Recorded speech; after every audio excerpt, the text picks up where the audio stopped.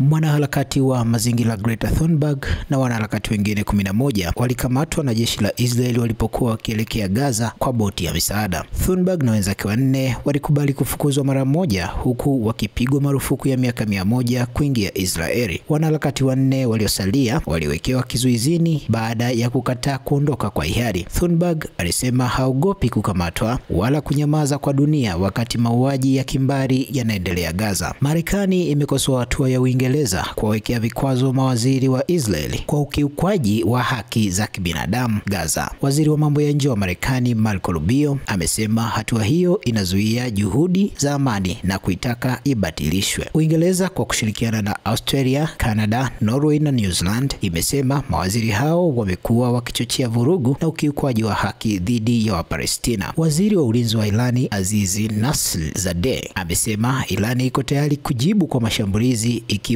majadiliano ya nyuklia na Marekani yatafeli. Amesema Irani haitakubali kudhibitiwa na itaendelea kuimarisha uwezo wa makombora yake. Mazungumzo hayo yanatarajiwa kufanyika Oman wiki hii huku Marekani na Irani wakitupiana lawama kwa kusababisha kuyumba kwa mchakato huo. Jeshi la anga la Ukraine limesema Urusi ilishambulia mji wa Kharkiv na maeneo mengine kwa droni 85 aina ya Shahed ambapo 40 zilidunguliwa. Maeneo mawili ya makazi ya raia Kharkiv yalilengwa na kusababisha vifo vya watu 2 na kujeruhiwa kwa wengine 57 wakiwemo watoto 7. Mashambulizi haya yanaendelea kulenga miundombinu muhimu Ukraine.